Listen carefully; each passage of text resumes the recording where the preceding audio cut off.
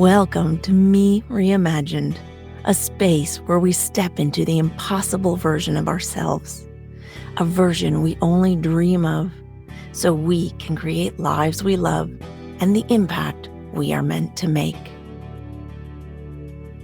Okay, we're going to set the scene.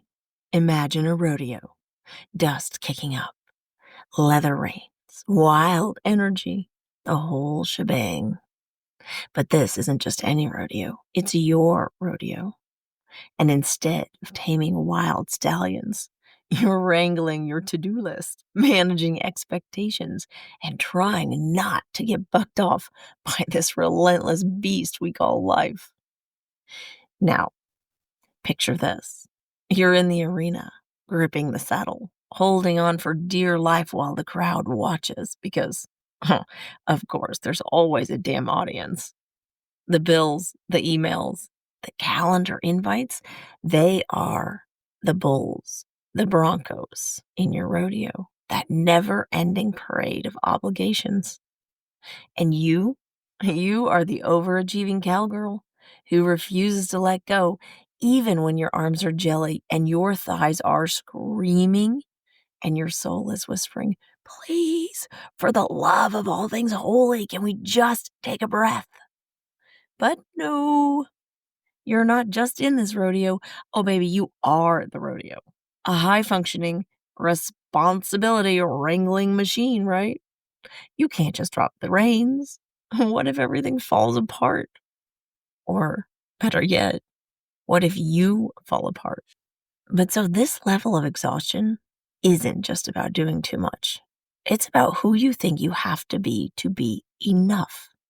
You wear your burnout like a badge of honor. You say things like, "Oh, I'm just so busy," as if it's a personality trait. At least I did. And almost as if that exhaustion proves your worth. And honestly, it kind of does, at least in the world that you're conditioned for. Somewhere along the way, you got the message that being needed was the same as being valuable, that hustling was the same as being lovable, handling it all was the same as being worthy. So you take on more, you push through harder, and ignore the warning signs until you're running on fumes and resentment. And when the body finally rebels, when the migraines hit, the anxiety spikes, you get ill and have to stay home in bed. Or worse, you're in a public place and the tears come out of nowhere. You act shocked, like, why am I suddenly broken? But honey, you're not broken. You're just done. Because at a certain point, it's not just burnout, it's existential fatigue. It is soul level exhaustion. It's staring at your inbox like, I cannot human today. I can't do it.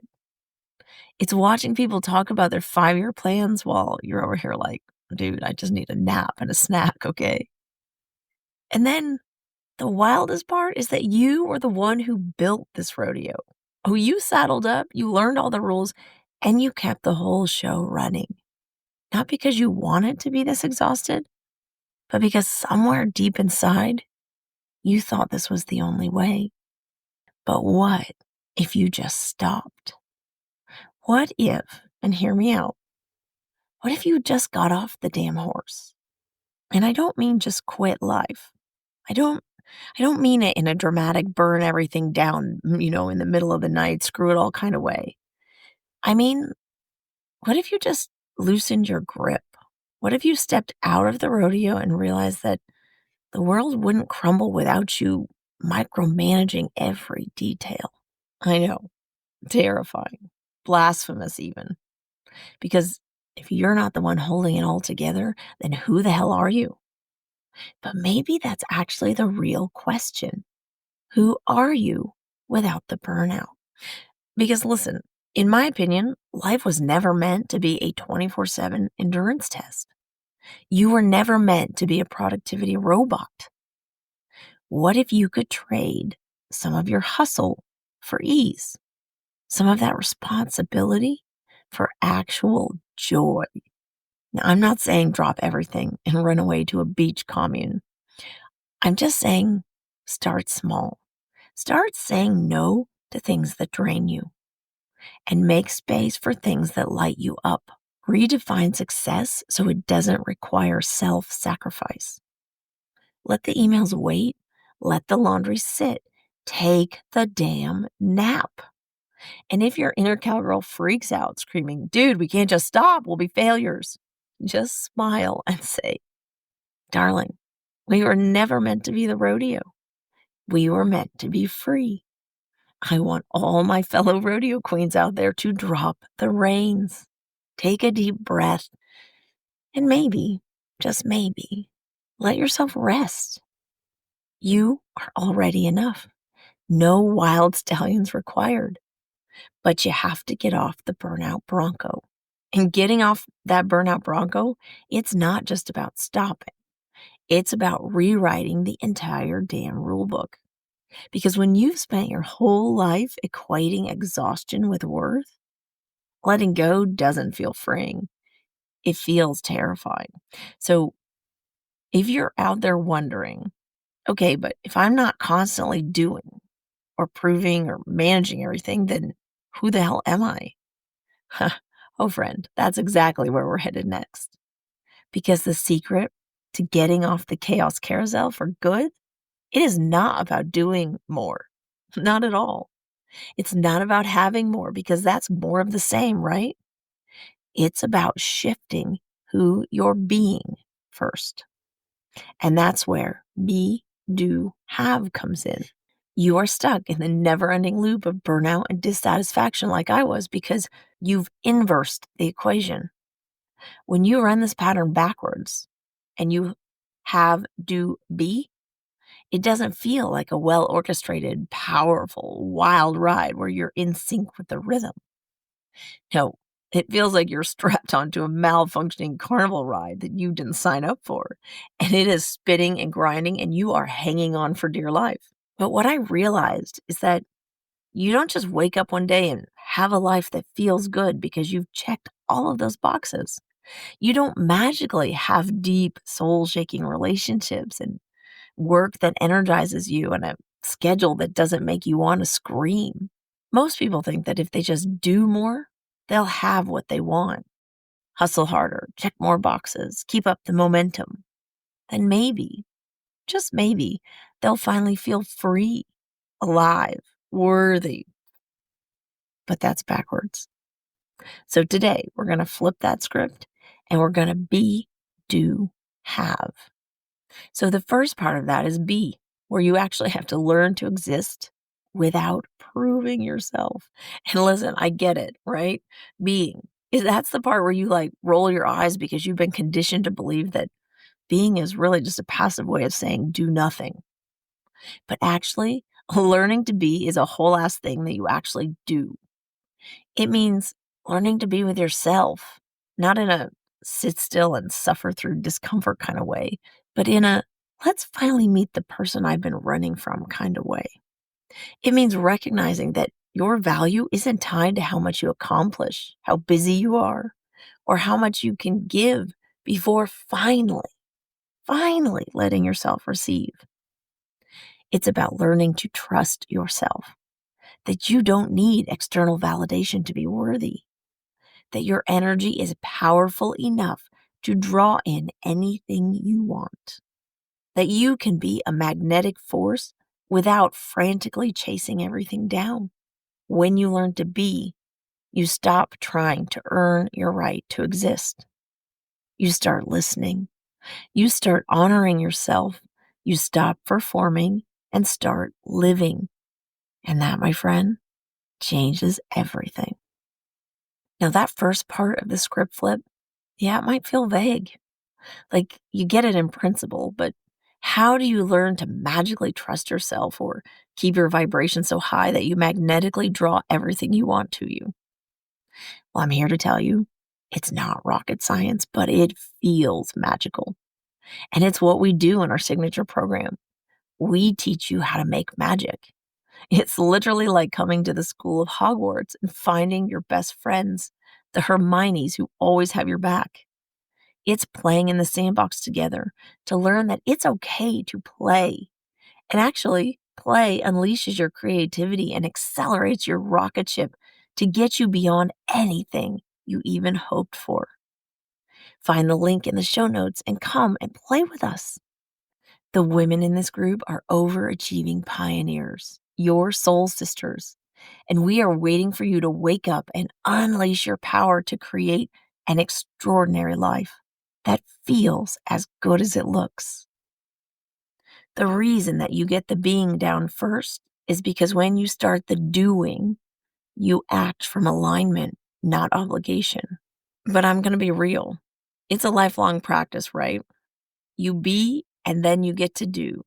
But not in the way that you've been taught, not in the let's throw spaghetti at the wall and hope something sticks kind of way, not in the do all the things and hope it leads to the life you want kind of way. This is about doing what is actually aligned with you. It's about listening, really listening to what you need and want. It's about releasing judgment. Shit, you got to get that monkey off your back.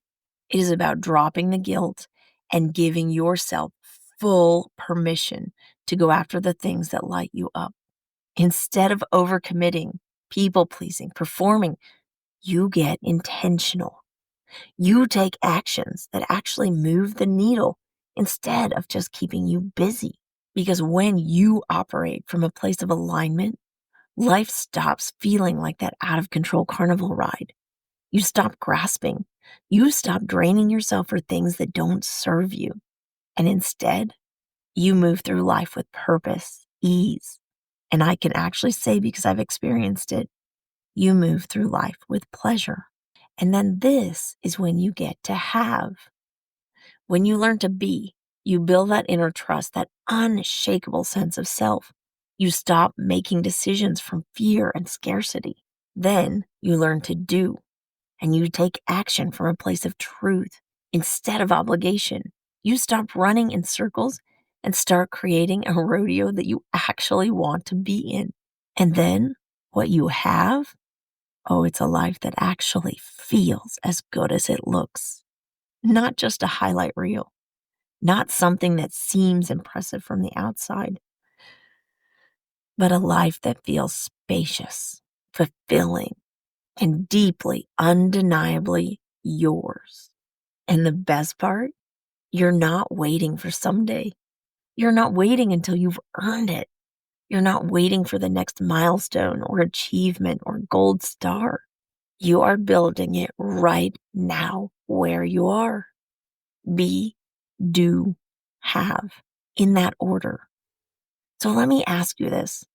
Are you ready to get off that chaos carousel and start riding the rodeo that you've created? Because I promise you, your soul is already saddled up and waiting. How do you love my Oklahoma metaphors? And when you start running the rodeo with the right equation, it feels like a dream, like coming home to your nest, coming home to your truth, your light, your safety, your peace, your knowing. So come and join us today in Extraordinary Lives and start harnessing the absolute life force of your overachievement in service of you, of the life that you are meant to live. Today, I am thankful for music. It expresses my experience in ways I can't even describe and sometimes didn't grasp until it took me there. It puts me in touch with myself, with my higher self. Its rhythm flows through all parts of my journey, and its breadth and depth hold my deepest sadness, my boundless joy, my flooding rage, my sweetest softness and intimacy. And I am thankful for you. Every time someone hears this message and decides to take a chance on themselves and risk reaching for the extraordinary magic they have inside them, I fulfill my purpose. I live the extraordinary life I was meant to live because I inspired someone else to come play, to walk the journey, to fully express themselves in their experience, and to feel the magic. With love, until next time.